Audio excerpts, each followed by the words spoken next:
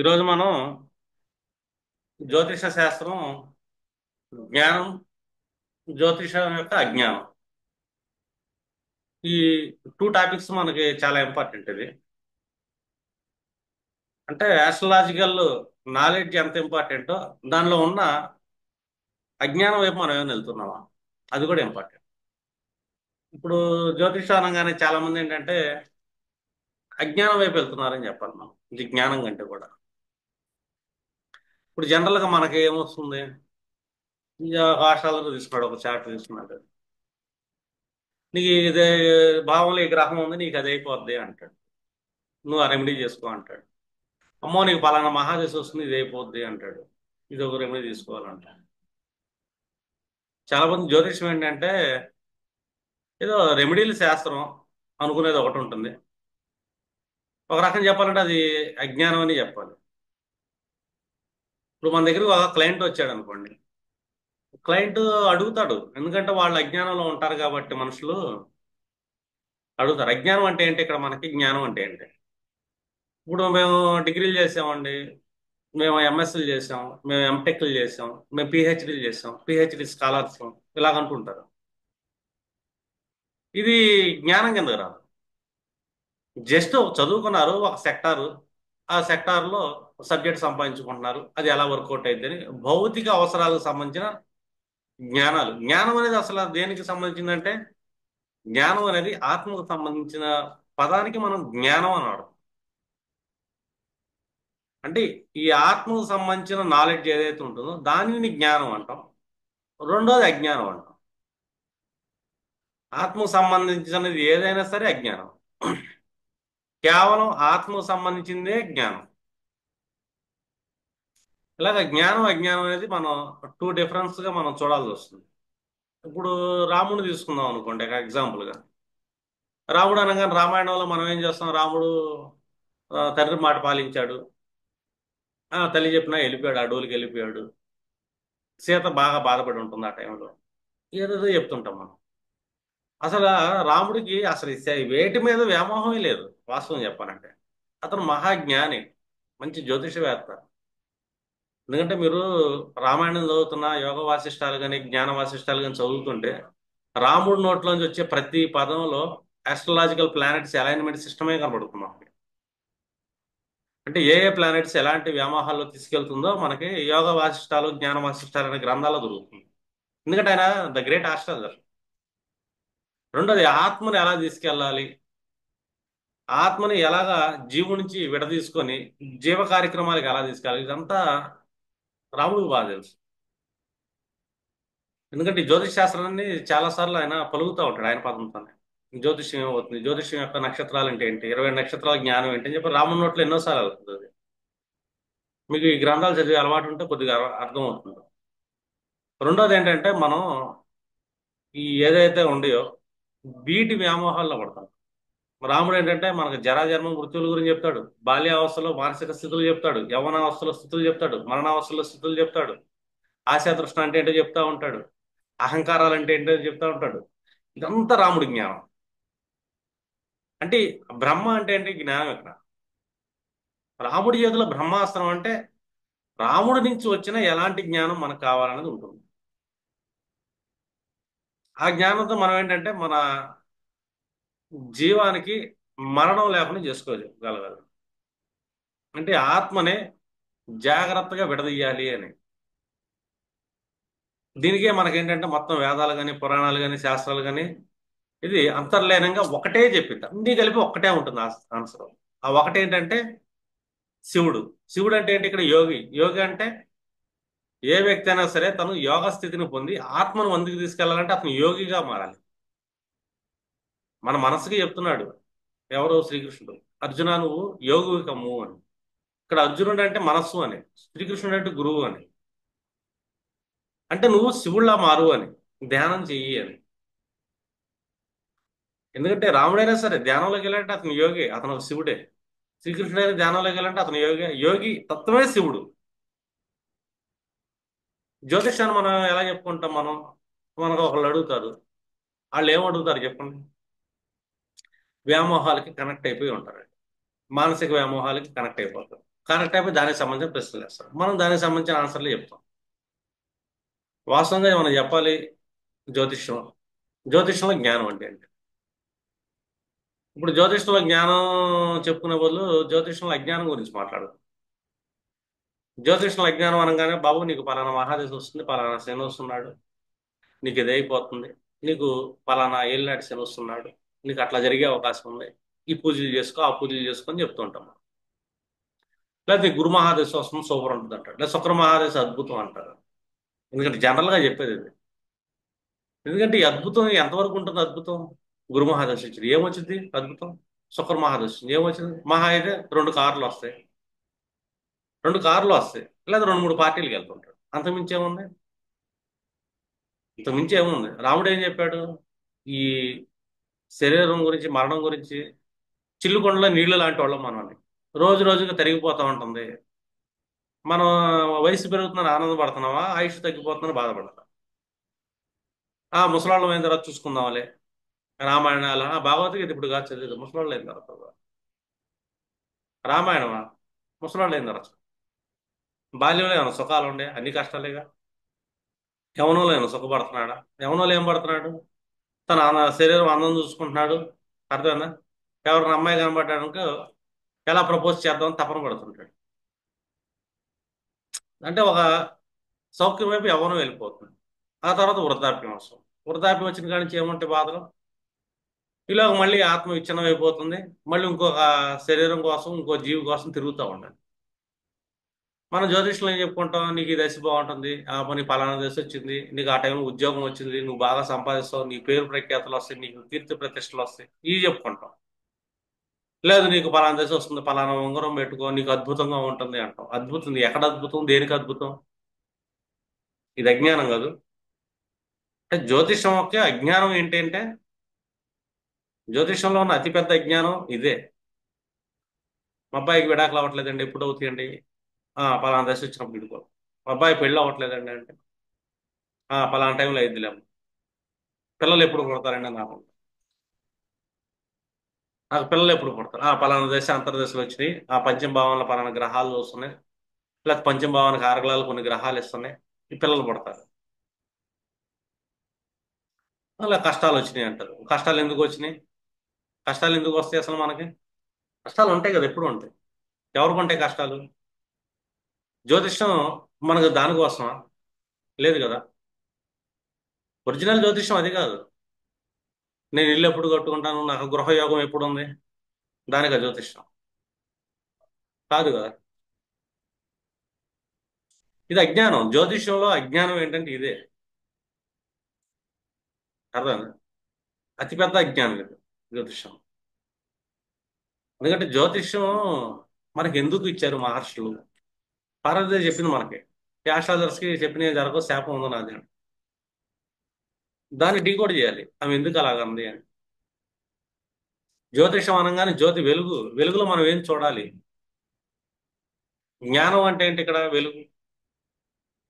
విద్య అంటే జ్ఞానం, అవిద్య అంటే అజ్ఞానం, చీకటి. అవిద్య అంటే చీకటే.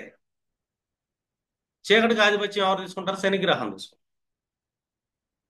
విద్య అంటే ఎవరు? వెలుగు, సూర్యుడు. అందుకే మనకి కాలచక్రంలో 2 గ్రహాలు ఇచ్చారు లగ్నంలో. చీకటిలోకి వెళ్ళాడు, అవిద్యలోకి వెళ్ళాడు, శని నీచపడతాడు ఆ వ్యక్తి. ఆ వ్యక్తి విద్యలోకి వెళ్ళాడు, సూర్యుడు ఉచ్చ స్థితిలో పొందుతున్నాడు. సూర్యుడు ఎవరు? పంచమాధిపతి, పుణ్యాధిపతి, జ్ఞానాధిపతి. పంచమం అంటే జ్ఞానం. అర్థం? ఉచ్చ స్థితిలోకి వెళ్తాడు. అదే సూర్యుడు సప్తంలోకి వెళ్ళాడు, నీచపడతాడు. ఆ వెలుగులో సప్తంలోకి వెళ్ళకూడదు.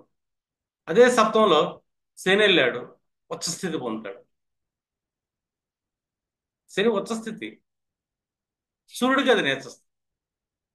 సూర్యుడు ఎక్కడ ఉండాలి? లగ్నంలో ఉండాలి. లగ్నంలో సూర్యుని మాత్రమే ఉంచుకోవాలి, శని ఉంచుకోకూడదు. మీకు అర్థమైందో? అర్థం కాలేదు, నాకు అర్థం కాలేదు. మళ్ళీ ఒకసారి చెప్పు. లగ్నంలో మనం సూర్యుని మాత్రమే ఉంచుకోవాలి, లగ్నంలో శనిని ఎప్పుడు ఉంచుకోకూడదు.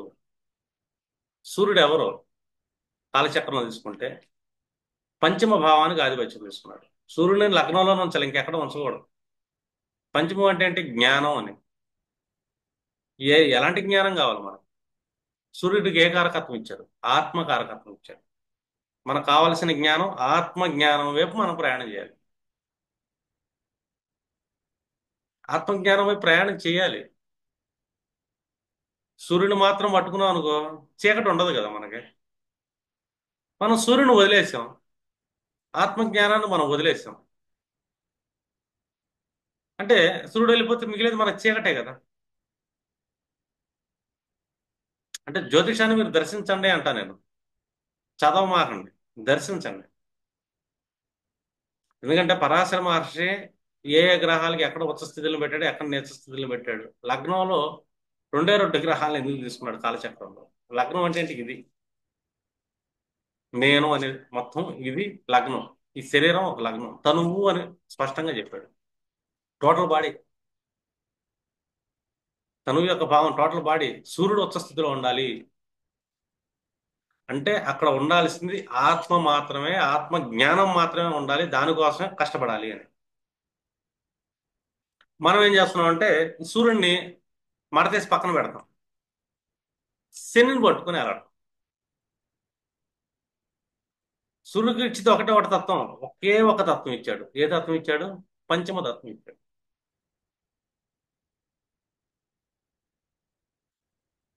కానీ మిగిలిన గ్రహాలు చూడు, శనిని తీసుకున్నాం, దశమం అని ఇచ్చాడు, ఏకాదశం అని ఇచ్చాడు.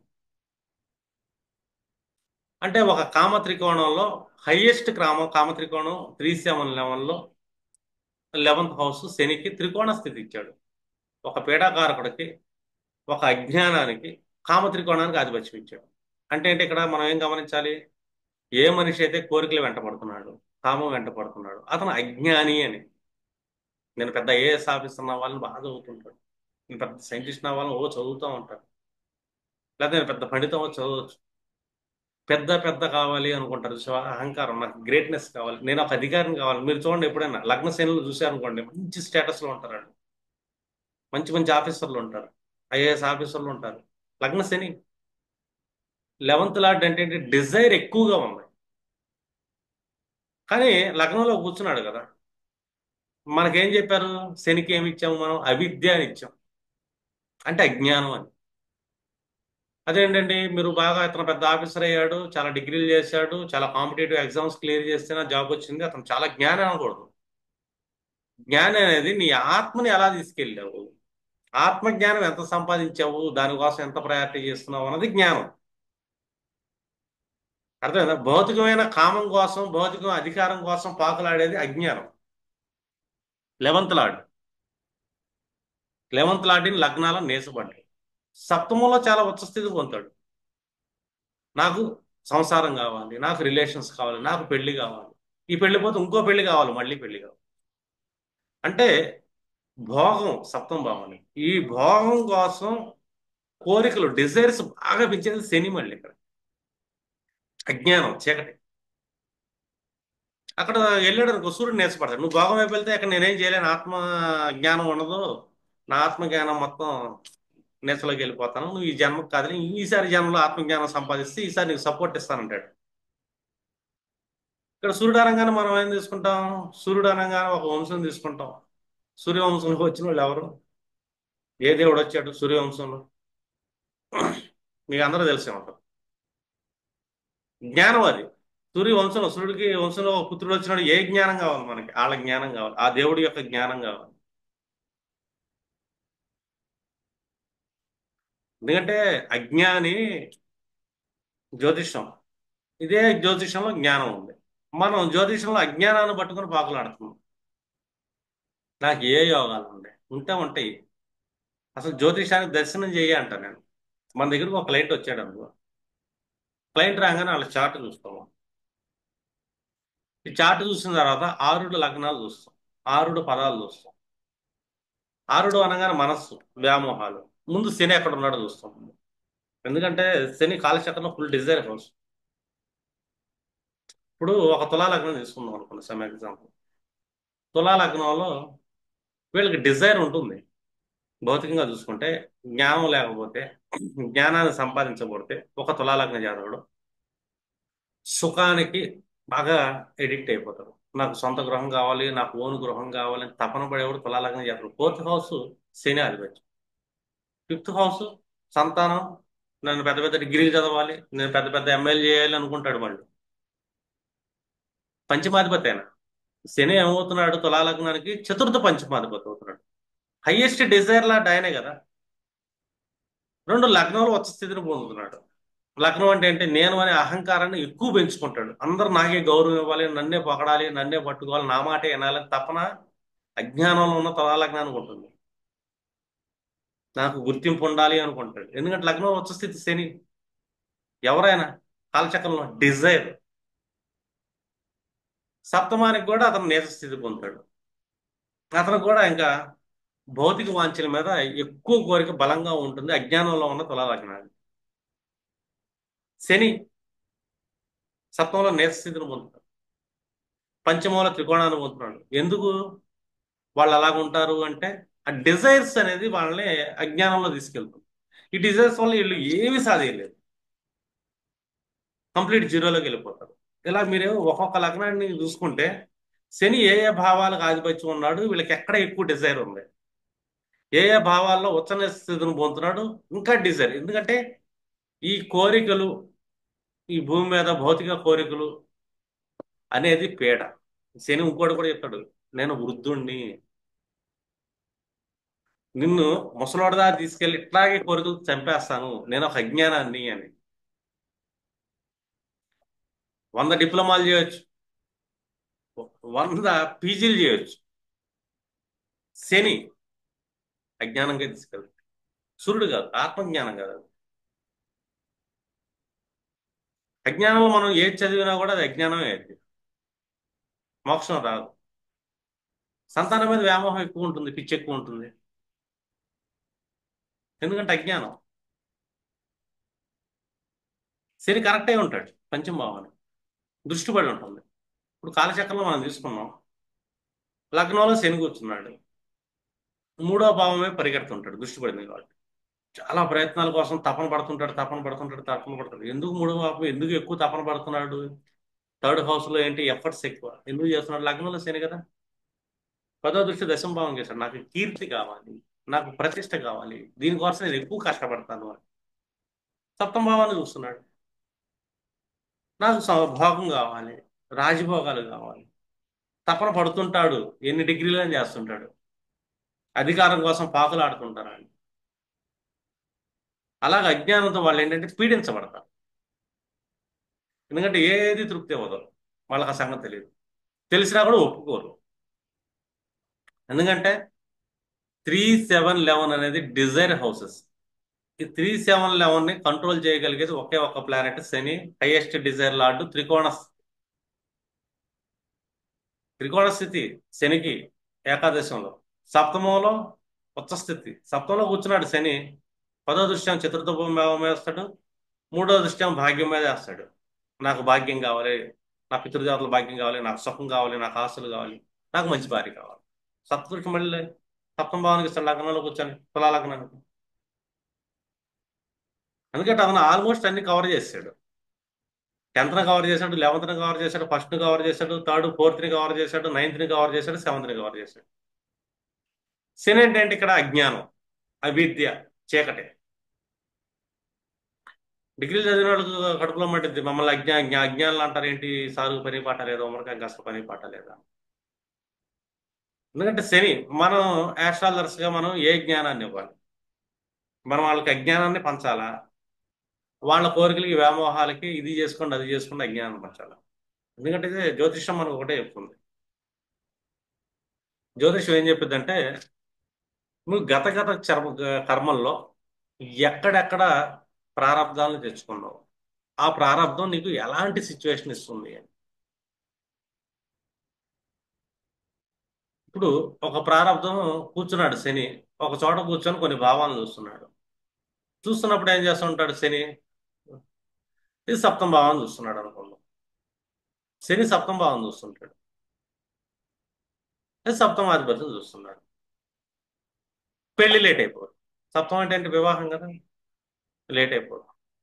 ఎందుకు లేట్ అవుతుంది? శని నిదానంగా ఉంటాడు కదండి, లేట్ అయిపోయింది. శనికి ఇంకో లక్షణం ఉంది. ఏమీ లేనితనం. శని అజ్ఞాని కదా, ఏమీ లేదు అక్కడ. ఏమీ లేని వైపు మనం వెళ్ళాం. శని అంటే ఇక్కడ డిజైర్ లాంటి. శని సప్తమ భావాన్ని కానీ సప్తమాధిపతిని కానీ చూస్తున్నప్పుడు ఒకటి గమనించండి, వాళ్ళు కోరికలు ఎక్కువ ఉంటాయి. వాళ్ళకి కోరికలు ఎక్కువ ఉంటాయి. కోరికలు ఎక్కువ ఉన్నప్పుడు మంచి భార్య రావాలి, మంచి భర్త రావాలి, బాగా కట్నం కావాలి, నా భార్య బాగా సంపాదించేటట్టు ఉండాలి, స్టేటస్ ఎక్కువ చూసుకుంటారు. పెళ్ళి అవ్వదు. పీడించాలి కదా, శని అజ్ఞానం వీళ్ళని పీడించాలి కదా. శని కారకత్వం లేనితనం. శని కారకత్వం పునర్భు దోషానికి కారకుడు, ఎక్కువ వయసుకి కారకుడు, వృద్ధాప్యానికి కారకుడు. కానీ వీళ్ళకి మాత్రం ప్రొఫైల్ తక్కువ ఉంటే సంబంధం నచ్చదు. నచ్చదు ఎందుకంటే శని డిజైర్ లాంటి ఇక్కడ. విపరీతమైన కామానికి ఉచ్చ స్థితిలో ఉంటాడు, సప్తమ భావంలో శని ఉచ్చ స్థితిలో ఉంటాడు. విపరీతమైన కామం ఉంటుంది, బయటపడటం ఇష్టం ఉండదు వీళ్ళకి. విపరీతంగా ఉంటుంది. సప్తమ శనికి ఉన్నంత కామం వేరే వాళ్ళకి ఉండదు. కానీ ఇష్టపడరు. ఎందుకంటే అతను 11th లార్డ్, డిజైర్ లార్డ్. చాలా గ్రేట్ కావాలి అని తపన ఉంటుంది శనికి. ఎందుకంటే శని 10th లార్డ్. స్టేటస్ వైపు మనిషిని మాయలో పడేసి అజ్ఞానంలో పడేసి పరిగెత్తిస్తా పరిగెత్తిస్తా పరిగెత్తిస్తే జీవితం మొత్తం నాశనం చేస్తాడు. శని అది. శని అంటే అజ్ఞానం. ఎంఏలు డిగ్రీలు చేసేవారు, ఎంఎస్సీలు చేశారు, పిహెచ్డీలు చేశారంటే జ్ఞాని కాదు ఇక్కడ.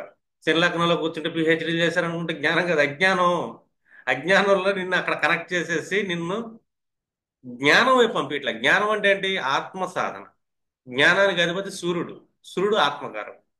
ఆత్మకు సాధన చేయాలంటే జ్ఞానం కావాలి మనం. మనం ఏం చెప్పాలి ఒక జ్ఞానంగా తీసుకోవాలంటే, నీకు ఇలాంటి ప్రారంభ కర్మలు వస్తున్నాయి, ఇలాంటి సిచ్యువేషన్లు వచ్చేసి ఇలాంటి డిజైర్లోకి నిన్ను తీసుకెళ్లి సిచ్యువేషన్ నిన్ను బంధిస్తుంది, దాంట్లో కొట్టుకుపోతావు, నువ్వు జ్ఞానం వైపు వెళ్ళలేకుండా ఇది లాక్కెళ్ళిపోతుంది, కాబట్టి ఇక్కడ నువ్వు జాగ్రత్తలు తీసుకుంటా, దీనికి అంటీ అంటున్నట్టుగా నువ్వు మానసిక స్థితిని పెంచుకుంటా నీ సాధన నువ్వు చెయ్యి అని చెప్పడానికి జ్యోతిష్యం. జ్యోతిష్యం రూట్ మ్యాప్ దేనికి? మన సాధనకి మన ప్రారంభం ఎక్కడెక్కడ ఎలాంటి అడ్డుకట్ట వేస్తుంది, ఆ అడ్డుకట్ట ఏంటో మనం చెప్పి అడ్డుకట్టలో కనెక్ట్ అవ్వకుండా వీళ్ళకి జ్ఞానాన్ని ఇవ్వటాన్ని జ్యోతిష్యం అంటాం మనం. జ్యోతిష్యం వాళ్ళకే ఉపయోగపడేది. జ్యోతిష్యాన్ని ఉపయోగించుకునే విధానం అది చెప్తుంది మనకి. 3 7 11 డిజైర్స్. ప్రతి మనిషికి డిజైర్ ఉంటుంది. అసలు మన జాతకంలో శని ఉంటాడు పుట్టంగానే. మన వాయువులు శని, మన ప్రాణాలు శని. ఈ శనికి డిజైర్ లార్డ్. డిజైర్ లో త్రికోణ స్థితి ఉన్న లార్డ్ ఆయన. ఇంకో డిజైర్ హౌస్ సప్తమ భావంలో ఉచ్చ స్థితిని పొందిన లార్డ్ కూడా ఆయన. Desire houses. కానీ శని ఒక్కచోట నీచ స్థితిని పొందుతున్నాడు లగ్నంలో, ధర్మంలో. అక్కడ సూర్యుని మనం జ్ఞానం అనే ధర్మాన్ని వెలిగిస్తే కనుక శని నీచపడిపోతుంటాడు. సూర్యుడి జోలికి వెళ్లకుండా, ఆత్మకారకుడు జోలికి వెళ్లకుండా, ఆత్మకారకుడే జ్ఞానం, వెలుగే జ్ఞానం. ఆత్మకారకుడు కానీ కర్మకారకుడు, పీడాకారకుడు శని అజ్ఞానం. అజ్ఞానం కోరికలు పెంచుతూ ఉంటుంది ఎప్పటికప్పుడు. ఈ అజ్ఞానం కోరికలు ఏంటంటే జ్యోతిష్యం నేర్చుకునేది కూడా రాంగ్ అయిపోతుంది. నీకు అక్కడ ఆ గ్రహం ఉంది, నువ్వు అలాంటి వాడివి, నీకు ఎక్కడ ఈ గ్రహం ఉంది ఇలాంటి వాడివి, 100 చెప్తాం మనం అజ్ఞానంలో. జ్యోతిష్యం అది అజ్ఞానం. జ్ఞానం కాదు. జ్యోతిష జ్ఞానం ఏంటంటే మన ప్రారంధాన్ని మనం తెచ్చుకొని ఎక్కడ ఉందో చూసుకొని మనం ఆ మాయలో పడకుండా సూర్యుడు యొక్క జ్ఞానాన్ని పొందాలి. సూర్యుడి జ్ఞానం ఏముంటుంది మనకి? మహా అయితే మనకి సూర్యుడి నుంచి వచ్చిన అంశాలు ఏమైనా ఉందంటే కనుక రాముడిని తీసుకోవచ్చు మనం. లేదు కర్ణుడిని తీసుకో, కర్ణుడు లాంటి దాన, కర్ణుడు లాంటి జ్ఞానాన్ని పొందుకో, లేదా సూర్యుడు లాంటి జ్ఞానాన్ని పొందు. అంటే రాముణ్ణి బాగా చదవాలి. రామాయణం కాదు, రాముని చదవండి ముందు. అంటే సూర్యుని చదివినట్టే ఇక్కడ. అప్పుడు మీకు ఏంటంటే ఈ అజ్ఞానం అనే మాయలో పడరు. లేదు రాముని చదవలేదు, రామ్ రామ్ రామ్ అని బేదాక్ష చదువుతా రాముడిలా మారిపోయిన హనుమంతుని చదువు. శనిని ముప్పతిప్పలు పెడతాడు ఆయన. హనుమంతుడు శనిని ముప్పతిప్పలు పెడతాడంటే అర్థం అది కాదు, జ్ఞానం అజ్ఞానాన్ని తొక్కేస్తుంది అని.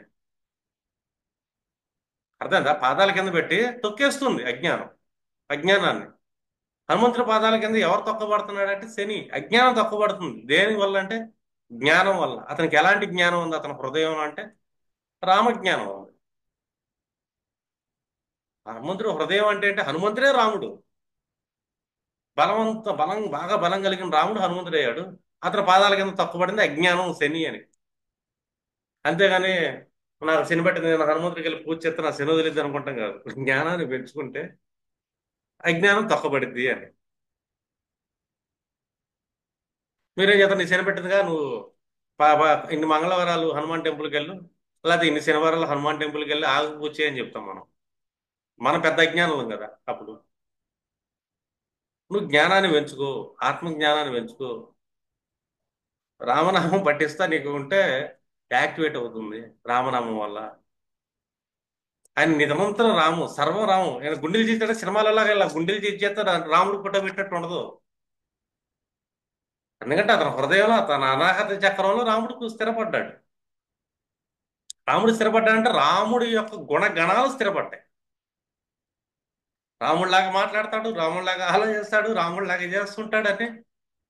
అంత జ్ఞాని కింద తొక్కబడింది అజ్ఞానం, చీకటి తొక్కబడింది శని అనేది. అది చెప్పాలి మనం. అంటే నువ్వు ప్రాక్టీస్ చేయాలి. చెప్పు, ఒక యోగ వాసిష్టాలు చదువు, ఈ జ్ఞాన వాసిష్టాలు చదువు. రాముడు అంటే ఏంటో తెలుసు, సాధన అంటే ఏంటో తెలుసు. ఎందుకంటే ఇది సాధన అనేది చిన్న వయసు నుంచి చేయాలి. ఒక 10 ఏళ్ల వయసు నుంచి అతను సాధకుడిగా మార్చాలి.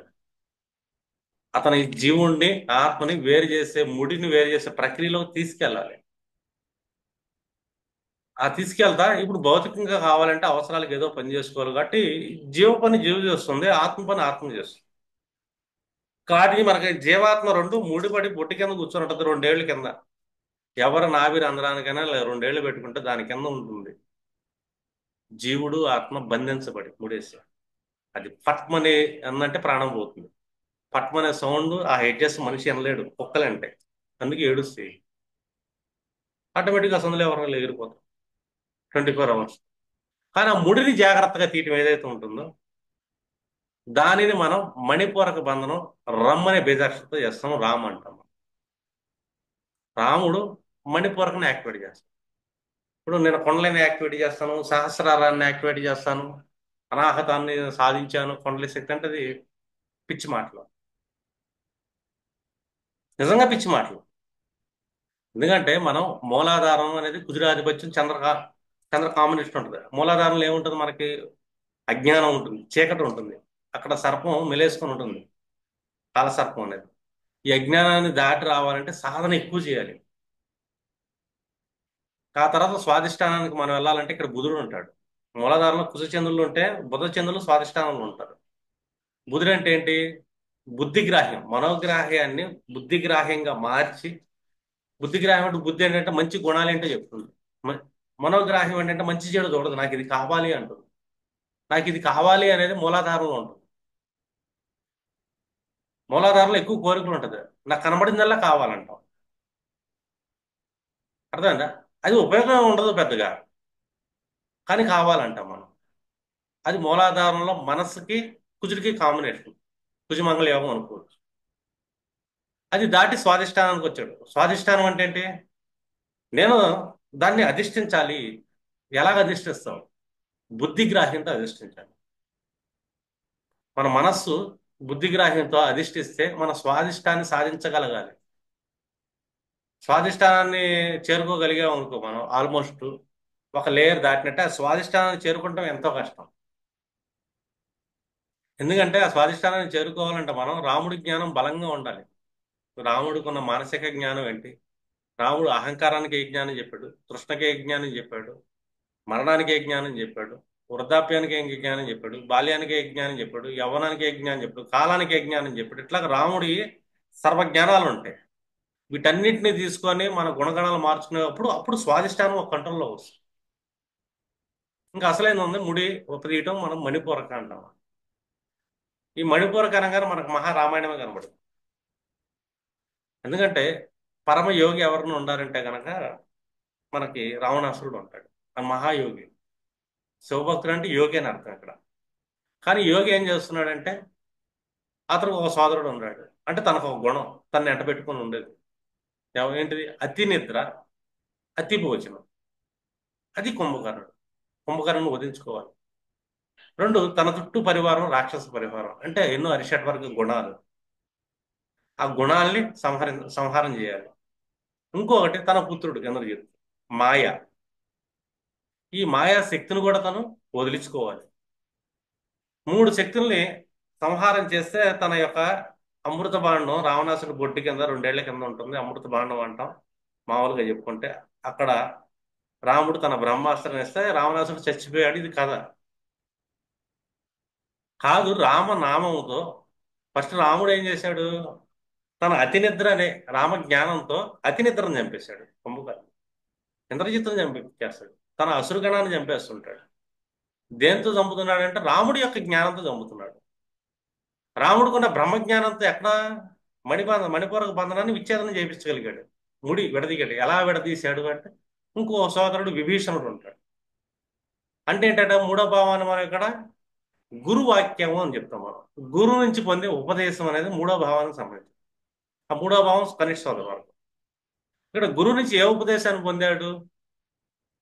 అర్థమంటే ఈయన చెప్పాడు ప్రాణం ఎక్కడ ఉంది అని. అంటే ఉపదేశాన్ని పొందాడు. మూడో భావం చెప్పాడు. ఎవరు చెప్పాడంటే రాముడు చెప్పాడు. రాముడు ఎవరు? ఎక్కడెక్కడ రమ్మనే బేజాక్ష. రాముడి యొక్క బ్రహ్మజ్ఞానం. ఈ బ్రహ్మజ్ఞానంతో సాధన చేసి అమృత బాండంలో ఉన్న జీవుణ్ణి ఒప్పదీసుకున్నాడు అని. నాభి దగ్గర ఉంటాయి జీవుడు ఆత్మని.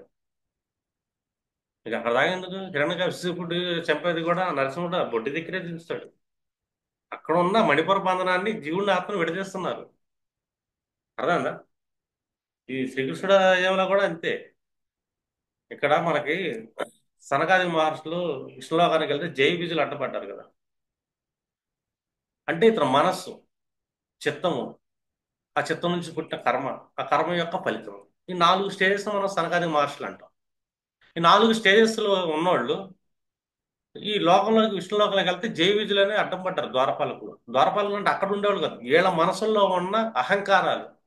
నేను ఏదైనా సాధిస్తాను, నాకు ఏదైనా దొరికిద్ది, నేను ఏదైనా చేశాను, నేను అంతటోండి, నేను ఎంతటోండి అని చెప్పి నేను ఆ విజయం చేశాను, ఈ విజయం చేశాను, గొప్పలు ఉంటాయి చూసారా విజయ కాంక్షలు. ఈ కాంక్షలు ఏంటంటే దేవుడి దగ్గరికి వెళ్ళటానికి అడ్డంగా ఉంటాయి. ఆ కాంక్షలే భూమి మీద మళ్ళీ 3 లోకాల్లో పడతా వీళ్ళే హిరణ్యకశిపులు, హిరణ్యాక్షులు, రావణ కుంభకర్ణులు, వాళ్ళు దంతరాక్ష చేసుకోవాలి. వీళ్ళకి ఆ నాభి దగ్గరే ముడి ఉప్పదీయటం జరిగింది. విష్ణుమూర్తి ఒక్కొక్క అవతారంలో ఒక్కొక్క ముడి ఉప్పదీసుకుంటూ వచ్చాడు. ఆ 3 ముళ్ళు ఉప్పదీసేదానికి వీళ్ళకి మోక్షం కలిగింది అని. అంటే ఒక మోక్షానికి ఫస్ట్ ముడి మనం ఉప్పదీసుకోవాల్సింది మణిపూరక. కానీ ఒక్కసారి మణిపూరక విడదీసుకున్నాడా ఒక సాధువు అంటే ఆకాశయానం చేస్తుంటాడు, ఆత్మ ప్రయాణం చేస్తుంటాడు. సశరీరంగా ఎవరి కళ్ళ ముందన కనబడగలడు, కానీ శరీరం అక్కడ ఉండదు. సాయిబాబా చేశాడట. భక్తుడు కోరుకుంటే ఆయన కళ్ళ ముందు శరీరంగా కనబడగలుగుతాడు గురువు. ఎవరో చేయగలిగారు అలాంటి సాధన అంటే మణిపూరక. కానీ వాళ్ళ శరీరాన్ని ఒక చోట దాచిపెడతారు. ఎందుకంటే మనుషుల మధ్యలో శరీరం ఉందంటే వీళ్ళు చచ్చిపోయిన శవం అని చెప్పి దాన్ని తగలబెట్టేస్తారని చెప్పి భయం. శరీరం వేరే ఎక్కడ అంటే ఇక్కడ దాకా స్టేజ్ దాకా వచ్చినప్పుడు ఆ బాడీ అంతా చల్లగా అయిపోతుంది, కూలింగ్ అయిపోతుంది. అది ఎంత కూలింగ్ లో ఉండగలదు కూలింగ్. దాని మీద ఏ జీవి పాకినా కూడా అది ఒక జీవం ఉన్న ఇది అని అనుకోదు. అంత కోల్డ్లోకి వెళ్ళిపోతుంది. అది ఒక్కొక్క ముద్ర యాక్టివేట్ అయినప్పుడు ఒక్కొక్క పార్ట్ కోల్డ్ కోల్డ్ కోల్డ్ అవుతుంది. అందులో రావణాసురుడు అంత గొప్ప వ్యక్తికి మణిపూర్వం చాలా కష్టపడ్డాడు. దానికి పెద్ద రామాయణమే నడిచింది మనం. ఈ రోజుల్లో చాలా పెద్ద కామెడీ ఏంటంటే ఎక్కడ పడితే అక్కడ నేను యాక్టివేట్ చేసేస్తాం మేము అంటారు. మణిపూర్వకంగా యాక్టివేట్ చేసుకున్న డబ్బులతో పని లేదు. ఇక్కడికి అక్కడికి మనం వెళ్ళాలంటే మనకు ఛార్జీలు డబ్బులు కావాలి. గ్రహాలు తిరిగి వస్తాయి. మండలాన్ని దాటి మండలానికి వెళ్ళి వస్తుంది ఆత్మ. ఫ్రాక్షన్ ఆఫ్ మినిట్స్ లో జరిగింది అది. జీవుడు ఆత్మ విడిపోయినప్పుడు. కానీ శరీరం సశరీరంగా ఉంటుంది ఇక్కడ. ఇది జ్యోతిష్యం ఏంటంటే మనకి మన సాధనకి మన ప్రారంభ కర్మలు ఎలాంటి సిచ్యువేషన్ చేస్తా, ఎలాంటి అడ్డాలు పెడతా ఉంటే ఆ వ్యామోహంలో పడకుండా ఉండటానికి ఒక నాలెడ్జ్ కోసం జ్యోతిష్యం ఇది. అర్థమైంది? కానీ సాధన అనేది వేరే ఉంటుంది. కానీ దీన్ని మనం ఏం చేస్తామంటే మనకు శని కూర్చున్నాడు కాబట్టి గ్రహాలు, Shani 11th lord desire fulfilment lord అయ్యాడు, త్రికోణ స్థితిని పొందాడు. ఇంకో డిజైర్ ఫుల్ఫిల్మెంట్ అయిన సప్తమ భావంలో కూర్చుంటాడు ఉచ్చ స్థితిలో. అదే లగ్నంలో మనల్ని నీచం చేస్తుంటాడు, అజ్ఞానంలో తీసుకెళ్తుంటాడు. కాబట్టి ఈ శని నుంచి తప్పించుకుంటానికి మనం ఏం చేయాలంటే జ్ఞానాన్ని పొందాలి. ఆ జ్ఞానం ఎక్కడంటే పంచమంలో సూర్యుడు ఉన్నాడు, అతను లగ్నంలో ఉచ్చ స్థితిని పొందుతున్నాడు. సూర్యవంశంలో రాముడు వచ్చాడు, రాముడు ఒక జ్ఞానాన్ని ఇచ్చాడు మనకి. అందుకే ఈ జ్ఞానం ఎక్కడ ఉంటుంది మనకంటే ఇప్పుడు ఉంటుంది, ఆజ్ఞాచక్రంలో ఉంటుంది. ఆజ్ఞాచక్రంలో ఎలాంటి జ్ఞానాన్ని పొందాలి? భృగు మహర్షి యొక్క జ్ఞానం పొందాలి. భృగు మహర్షికి ఏ జ్ఞానం ఉంది? పంచకోశ జ్ఞానం ఉంది. ఈ పంచకోశ జ్ఞానంతో మనం ఏం చేస్తాం? భృగు మహర్షి పుత్రులు ఎవరు? ధాతా విధాత. భృగు మహర్షి అనగా మనం చెప్తాం కదా థర్డ్ ఐ అని. తెల్లటి వెలుగు రేఖలు ఉంటాయి. తెల్లటి వెలుగు రేఖలు అంటే గాయత్రి. గాయత్రి అంటే సూర్యుడు ఆధిపత్యం తీసుకుంటున్నాడు ఇక్కడ నుదురులో. ఆయన పుత్రులు ఇద్దరు ఉంటారు, ధాతా విధాతలు. ధాత అనగానే వెలుగు. మనం సైన్స్ పరంగా చూస్తున్నాం అనుకోండి, అదే ఒక పీనియల్ ఉంది, దానికి ఒక సెరటోనిన్ ఒక మెలటోనిన్ రెండు ఉంటుంది. మెలటోనిన్ రాత్రిపూట స్రావాలు రిలీజ్ చేస్తుంది, సెరటోనిన్ పగలపూట స్రావాలు రిలీజ్ చేస్తుంది అంట. మనకు మెలకువ వచ్చింది, సూర్యుడు యాక్టివేట్ అయ్యాడు, సెరటోనిన్ అంటే ధాత యాక్టివేట్ అయ్యాడు. నిద్రలోకి వెళ్తుంది, అర్థం. నిద్రలోకి వెళ్తే మెలటోనిన్ యాక్టివేట్ అయిపోయింది, విధాత యాక్టివేట్ అవుతుంది. కానీ ఈ ముడుచుకుపోయే స్థితి ఉంది. సో ఇక్కడ యోగులు మెలకువగా ఉంటారు, రాత్రిపూట మెలకువగా ఉంటారు సాధన చేయడానికి. ఇక్కడ విధాత, విధాత అనగానే మళ్ళీ వాళ్ళిద్దరికి దాత విధాలు పెళ్లి చేయాలి కదా మన జనరల్ మాటలు. కానీ అర్థం కంటే అంటే వాళ్ళ యొక్క ఎనర్జీస్ ఏంటి అని. మేరు, మేరు పుత్రికలు ఇద్దరు ఉన్నారు, ఐతి నీతి అని. మేరు అంటే ఇక్కడ మనం మేరుదండం, మన మేరుదండం వాళ్ళకున్న పుత్రికలు ఐతి నీతి. ఐతి అనగానే వెలుగు, సూర్యనాడి. నీతి అనగానే చంద్రనాడి. అంటే మేరుదండం ఏమవుతుంది? భృగు ఏమవుతున్నాడు? మెయిన్ సెంటర్ సోర్స్, సెంటర్ అవుతున్నాడు కదా. ఆగ్నేయ చక్రమే కాదు, మొత్తం భృగు కనెక్షన్ చివరిదాకా వెళ్తుంది, సుషుమ్న అంటాం. వీళ్ళ యొక్క రోల్స్ ఉంటాయి, కాలచక్రంలో కూడా రోల్స్ నడుస్తూ ఉంటాయి. ధాత యాక్టివేట్ అవ్వగానే ఏమవుతుంది? పూలు ఇచ్చుకుంటాయి. విధాత ఐది యాక్టివేట్ అయితే విస్తృతి అని. నీతి అంటే పుచ్చించుకుపోవడం, పూలు ముడుచుకుపోతాయి. ప్రకృతిలో జరుగుతుంది అది. అదే ప్రకృతి మనిషిలోనే జరిగింది. అది ఆగ్నేయ చక్రం యొక్క జ్ఞానం, భృగు జ్ఞానం అంటాం. ఆ భృగు మహర్షి యొక్క జ్ఞానం తీసుకోవాలి మనం. ఎందుకంటే ఈ సిస్టమ్ అనేది యోగ ప్రక్రియ చేయడానికి, దానికి ఆ జ్ఞానం కావాలి అని. అతను దాతకి ఎవరిని ఇచ్చారంటే మురకండు. వెలుగు వచ్చింది, వెలుగు వచ్చిన తర్వాత చీకటి రావాలి కదా. మురకండు అంటే మరణం అని. కానీ ఈ మరణాన్ని జయించడానికి ఒక పుత్రుడు కొట్టాలి, ఆయన మార్కండేయుడు. ఒక స్టోరీస్ రూపంలో ఏంటంటే మన బాడీలో యోగ ప్రక్రియకి కావాల్సిన సిస్టమ్ అనేది చెప్పారు. ఈ జ్యోతిష్యం ఏం చేస్తుంది? మన ప్రారంభం ఆ సిస్టమ్ వైపు వెళ్లకుండా ఎక్కడెక్కడ అడ్డుపడుతుంది, ఎక్కడెక్కడ బ్లాకేజెస్ క్రియేట్ చేస్తుంది, ఆ బ్లాకేజెస్ మనం ఎలా బయటపడాలని తెలుసుకుంటే జ్యోతిష్యం.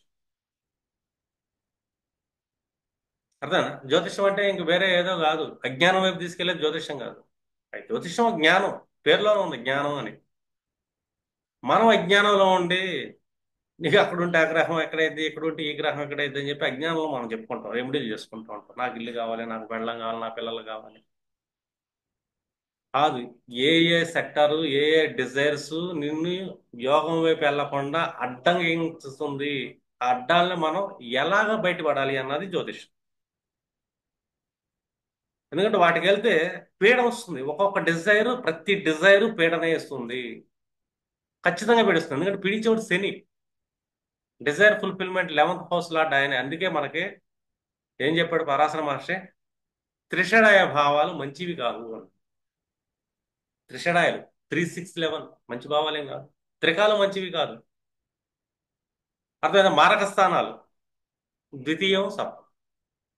ఎందుకు మారక స్థానాలు ఏంటి? సప్తం మారకం అంటే హయ్యెస్ట్ డిజైర్, అది హయ్యెస్ట్ డిజైర్ హౌస్ మారక స్థానం. ద్వితీయం ఎందుకు మారక స్థానం ఏంటంటే అక్కడ రాకు ఉచ్చ స్థితిలో ఉంటాడు చంద్రుడితో పాటు. మాయలో ఉంటాం, మన కుటుంబం అనే మాయలో, మోహంలో ఉంటాం. మన మనస్సు ఎండమావుల వైపు పరిగెడుతుంది. ద్వితీయంలో ఎదురుంటారు, చంద్రరాహులు ఉచ్చ స్థితిలో ఉంటారు. అక్కడ మోక్ష జ్ఞానం ఇచ్చే కేతు నిజ స్థితిలో ఉంటాడు. అందుకే ద్వితీయానికి సప్తమానికి మారకాలు ఇచ్చారు మనకి. ఎందుకు మారకాన్ని ఇచ్చారు? అక్కడేమో మాయ, చంద్రరాహుల మాయ. సప్తంలోనేమో శని ఉచ్చ స్థితిలో వెళ్ళి సూర్యుడు నేతలోకి వెళ్ళిపోయాడు. ఉచ్చ చంద్రుడు ఎవరితో కనెక్ట్ అయ్యాడు? శుక్రుడితో కనెక్ట్ అయ్యాడు. ఉచ్చ శని శుక్రుడు త్రికోణంతో సంబంధం ఏర్పడుతుంది. అంటే నాకు ఇక్కడ భోగం కావాలి, సంభోగం కావాలి, హైయెస్ట్ డిజైర్ వస్తుంది. ఒక డిజైర్ లాంటి ఇంకొక డిజైర్ హౌస్ లో హైయెస్ట్ పొజిషన్ లో ఉన్నాడు. భోగం, లగ్జరీస్, గృహాలు, వెహికల్స్ ఇలాంటివి కావాలి అని చెప్పి దానికోసం తపన పడేలాగా కర్మ చేపిస్తాడు. ఎందుకంటే కర్మకారకుడు శని. అక్కడ అసురుడు జ్ఞానం నేర్చిపోతుంది. అసలు వాళ్ళ జాతక చక్రం ఎక్కడెక్కడ పడింది, ఏ ఏ సెక్టార్స్ వాళ్ళకి యోగ స్థితి వైపు వెళ్ళలేకుండా ఆత్మ జ్ఞానాన్ని సంపాదించలేకుండా అడ్డుపడుతున్నాయి అని చెప్పి తెలుసుకోవాలి. తెలుసుకునే లోపు వయసు అయిపోతుంది. ఆస్ట్రాలజర్స్ ఏంటంటే చెప్పాలి. ఆస్ట్రాలజర్స్ చెప్పాలి. చెప్పాలంటే ఆస్ట్రాలజర్స్ జ్ఞానంలో ఉండాలి కానీ అజ్ఞానంలో ఉండకూడదు. జ్యోతిష్యంలో మనం అజ్ఞానంలో ఉండాము. ఏదో భౌతిక కర్మలు చేపిస్తున్నాము. దాన్ని డీకోడ్ చేయట్లేదు. సోర్స్ ఏంటో పట్టుకోవట్లేదు. పట్టుకున్నంత సేపు ఏంటో అది అజ్ఞానమేగా. అందుకే జ్యోతిషం జ్ఞానమా అజ్ఞానమా, మనం ఏం నేర్చుకుంటున్నాం అనేది అర్థం. శని చాలా డేంజర్ కానీ లగ్నంలో శని కూర్చొని భౌతికంగా గొప్పగా ఉండడం ఊహించుకుంటాం. చాలా తప్పు అది. అతని అజ్ఞానంలో పాకులాడేలా చేస్తుంటాడు. ఒంటరిగా పీడించబడుతుంటాడు. నేనే అన్ని చేస్తున్నాను, నాకేమీ లేదు ఏంటి అని చెప్పేసి మానసిక వ్యధ అనుభవిస్తుంటాడు. లగ్న శని మానసిక వ్యధే, సప్తమ శని మానసిక వ్యధే. శని ఎక్కడ ఉన్నాడో ఆ శని నుంచి తప్పించుకుంటాం ఆర్ట్. పట్టుకో హనుమంతుడిని, ఆయన ఒక్కడే తప్పగలడు. హనుమంతుడు ఏంటంటే జ్ఞానం అని. హనుమంతుడికి రెండు రకాల జ్ఞానాలు ఉండే. రామభక్తితో ఒక జ్ఞానం, పైగా ఆయన సూర్యుడి యొక్క శిష్యుడు. హనుమంతుడు ఎవరి శిష్యుడు అంటే సూర్యుడికి. అంటే ఆత్మజ్ఞానం ఎక్కువ ఉంది హనుమంతుడి దగ్గర. అంతటి ఆత్మజ్ఞానం కల్లోడు కాబట్టే కదా రామమంత్రంతో తన కుండల్ని జీవుని ఆత్మనే విడదీసుకొని చిరంజీవి అయ్యింది. వీళ్ళందరూ జీవముడి మణిపూరక బంధనాన్ని విడదీసుకున్నాడు చాలా జాగ్రత్తగా తెంపల విడదీశారు ముడుల్ని. తెంపితే ప్రాణం పోద్ది. విడదీస్తే రెండు ముళ్ళు విడివిడిగా ఉంటాయి, రెండు దాళ్ళు విడివిడిగా. జీవుడు జీవుడిగానే ఉంటాడు, ఆత్మ ఆత్మగానే ఉంటాడు. వాళ్ళే ఈ ప్రహ్లాదులు గాని, మార్కండేయులు గాని, హనుమంతులు గాని. పైగా హనుమంతుడు అంటే సూర్యుడు యొక్క ఆత్మజ్ఞానం బలంగా ఉన్నాడు. అంత ఆత్మజ్ఞానం ఉన్నాడు, తన పాదాల కింద అజ్ఞానాన్ని అంటే శనిని తొక్కి పెడుతున్నాడు అని. శని అంటే ఇక్కడ మళ్ళీ ఒక భౌతికంగా చూసి ఒక ఇదిగా చూసుకోమాకండి. శని అంటే అవిద్య, చీకటి, అజ్ఞానం. ఎవరు తొక్కుతున్నారంటే హనుమంతుడు తొక్కుతున్నాడు. ఆయన ఎవరు? సూర్యుడు యొక్క శిష్యుడు, రాముడి యొక్క భక్తుడు. చివరికి రాముడిగా మారాడు. అంటే ప్రతి దాంట్లో ఒక సోర్స్ ఉంటుంది మనకు. సోర్స్ లేకుండా ఏది ఉండదు. రాముడు శివధనుస్సుని విరిచాడు. శివధనుస్సు అంటే ఏంటి ఇక్కడ? శివుడు ఎవరు? యోగి. ఒక యోగికి ఉండే ధనుస్సు ఏంటి? యోగి ఏం చేస్తుంటాడు? తన మూలాధారాన్ని యాక్టివేట్ చేస్తుంటాడు. యోగికున్న వెన్నుపోస. రాముడు పట్టుకోగానే విరిగిపోయింది అది. అంటే రాముడు సప్త చక్రాల్ని ఛేదించగలడు అని. జనకుడు అంటే ఎవరు? జనకుడు అంటే భూమి మీద పుట్టిన మనిషి అని. ఆయన ఇంట్లో ఉంటుంది శివధనుస్సు. మనిషి ఒంట్లో ఉంటుంది వెనుపోస, సప్త చక్రాలు, వృషభ నీడలు. అంటే ఎన్ని తిరగేసినా కూడా చివరికి ఒకటిగా వస్తుంది. ఈ రామాయణం అయిపోయింది. ఆ తర్వాత నుంచి మనకి ఏమొస్తుంది? మహాభారతం కావాలి. అక్కడ ఉన్నాడు శ్రీకృష్ణుడు. అనాహత చక్రం, వశిష్ఠుడు ఉంటాడు అక్కడ. రాముడి యొక్క హృదయం కూడా అదే అనాహత చక్రం. అక్కడ అనాహతంలో కూర్చోబెట్టుకున్నాడు హనుమంతుడు. ఈ అనాహత చక్రంలో మనకేంటంటే శుక్రుడు ఆధిపత్యం తీసుకుంటాడు చంద్రుడితో కలిసి. మనకేం కావాలి? మన మనసుకి భోగాలు కావాలి, మన మనసుకి సుఖాలు కావాలి, ఇవన్నీ భౌతికంగా మనకు తీసుకెళ్తూ ఉంటాయి. కానీ నీ మనసుకి ఏం కావాలి, ఎలాంటి తత్వజ్ఞానం కావాలని చెప్పినవాడు శ్రీకృష్ణుడు భగవద్గీత. ఆ తత్వజ్ఞానం తీసుకుంటే మన అనాహత చక్రాన్ని మనం యాక్టివేట్ చేసుకోగలుగుతాం. రామాయణం వరకు వెళ్ళిపోయింది మనకి. ఎక్కడ దాకా? మణిపూరక దాకా. అక్కడి నుంచి అనాహత. ఆ తర్వాత విశుద్ధ శని. శని ఏం చేస్తుంటాడు? విశుద్ధుల శని చంద్రుడితో కలిసి నానా రకాల పేడ రకాల మాటలు, కోరికలకు సంబంధించి ఎవడన్నా ఏదైనా మాట్లాడితే నాకు ఇది కావాలి, నాకు అది కావాలి, నాకు ఇది చేయలేదు, వాడు చేయలేదు, వాడిని దూషిద్దాం, వీడిని పోకూడదాం. ఇదంతా వాయుతత్వంలో విశుద్ధన మన గొంతులోంచి వచ్చే మాటలు శని కారకత్వం తీసుకుంటాడు చంద్రుడితో కలిసి. దీన్ని కూడా తప్పించుకోవాలంటే మనకి హృదయంలో ఉన్న అనాహత శ్రీకృష్ణుడు తీసుకోవాలి. ఆ తర్వాత ఆజ్ఞా చక్రం ఓంకారంతో తీసుకుంటాం. ఆ ఫైనల్ గా ఇక్కడ సూర్యుడు ఒక జ్ఞానాన్ని ఇస్తాడు. ఫైనల్ సహస్రారంలో ఇంద్రుడితో కూర్చుని చంద్రుడు ఉంటాడు. ఇంద్రలోకంలో ఉన్న చంద్రుడు. ఎందుకంటే కంప్లీట్ మన ఇంద్రియాలను కంట్రోల్ చేయగలిగే చంద్రుడు అక్కడ ఉంటాడు. ఆ చంద్రుడితో వీటన్నిటిని కంట్రోల్ చేసుకుంటాం. అందుకే రామాయణ మహాభారతాలు ఇతిహాసాలు కాదు. అది ఒక యోగ జ్ఞానానికి సంబంధించిన భాండాగారం. ఈ రెండింటిని మీరు ఛేదించగలిగితే డీకోడ్ చేసి మీరు యోగ సాధన ముందుకెళ్ళగలుగుతారు. అలా ముందుకెళ్ళాలంటే మన జీవితంలో మనకు ప్రారంధాలు ఎక్కడెక్కడ అడ్డం వస్తున్నాయో తెలుసుకుంటానికి జ్యోతిష్యం.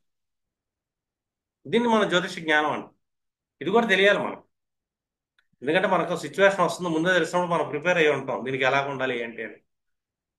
వాటి మాయలో పడం మనం. ఎవరెవరి జాతకంలో ఎలాంటి మాయలో పడ్డారు, ఎలాంటి డిజైర్లోకి వెళ్ళిపోతున్నారు, వాళ్ళు ఎలా పీడించబడుతున్నారు, ఎలాంటి అజ్ఞానంలోకి వెళ్ళిపోతున్నారు, బయటికి ఎందుకు పడలేకపోతున్నారు, ఎలాంటి బంధనాల్లో చిక్కుకుంటున్నారు, ఆ ముడిని ఎలా విడదీసుకోవాలి చెప్పేది జ్యోతిష్. ఆ బంధనాలను ఇంకా టైట్ చేసేది కాదు. మనం ఏంటంటే ఇంకా టైట్ చేస్తున్నాం. అజ్ఞానంతో మనం ఏం చేస్తామంటే ఆ బంధనాలని టైట్ చేస్తాం.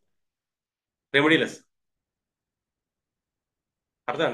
పరిహారాలు ఏం చెప్తా భౌతికాన్నే పెద్ద గొప్పగా చెప్తున్నాం మనం ఆస్ట్రాలజర్స్. నీకు ఆ బిల్డింగ్ వస్తుంది, నీకు ఈ కార్ వచ్చింది, నీకు ఆ పెళ్ళి అయింది, నీకు అన్ని కోట్లు డబ్బు వస్తుంది, ఇన్ని కోట్లు డబ్బు వస్తుంది.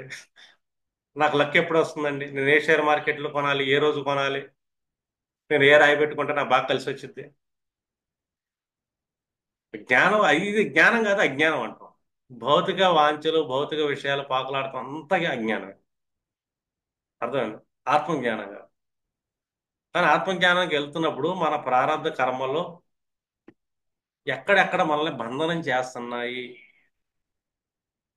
అది తెలుసుకుంటాకే జ్యోతిషం, జ్యోతిషంలో గ్రహాలు, మన సిచ్యువేషన్లు, మన ప్రారంధాలు, వాటిలో పడకుండా మనం ఎలా సాధన చేసుకుంటుండాలి. అంటే కర్మలు ఎలా చేసుకుంటా రుణాలు తీర్చుకుంటా ఉండాలి. సిచ్యువేషన్స్ మనం ఒబే చేసి వాటిని మన మనసు కంటించుకోకుండా మన సాధన ఎలా చేసుకోవాలి. ఇది కొంచెం టఫ్గా ఉంటుంది. ప్రాక్టీస్ చేస్తే సూపర్ ఉంటుంది. ఓకేనా, ఇది అలా క్లోజ్ చేద్దాం. జ్ఞానం అజ్ఞానానికి